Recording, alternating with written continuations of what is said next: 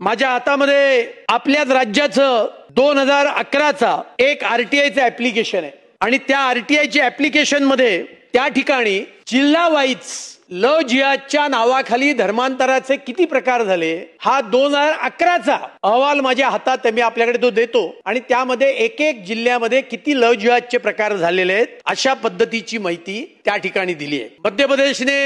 या जबरन धर्मांतराच्या विरोधामध्ये कायदा केलाय, उत्तर प्रदेशने कायदा केलाय, गुजरातने केलाय, हिमाचल प्रदेशने केलाय आणि अध्यक्ष महोदय हिमाचल प्रदेशने जेव्हा धर्म स्वातंत्र्याच्या संदर्भातला धर्म परावर्तनाच्या विरोधातला कायदा केला तेव्हा हिमाचल प्रदेशमध्ये काँग्रेसचं सरकार होतं आणि वीरभद्र सिंग हे हिमाचल प्रदेशचे मुख्यमंत्री होते आणि त्यामुळे देशातल्या उत्तराखंड असेल अन्य असतील अनेक राज्यांनी या संदर्भातले कायदे पास केलेले आहेत। जगामध्ये या संदर्भात खूप अभ्यास झालेला आहे आणि धर्मांतरामुळे काय काय सामाजिक दुष्परिणाम आहेत आणि त्याची अनेक उदाहरणं आपल्याला या देशामध्ये आपल्या राज्यामध्ये आपल्याला सापडतात आणि त्यामुळे हे जबरन धर्मांतर, फसवणुकीचं धर्मांतर, गरिबीचा अज्ञानाचा फायदा घेऊन त्या लोकांना हिंदू धर्मापासून परावृत्त करून ख्रिश्चन किंवा इस्लाम मध्ये घेऊन जाण्याचं प्रकरण ही मोठ्या प्रमाणावर आहे।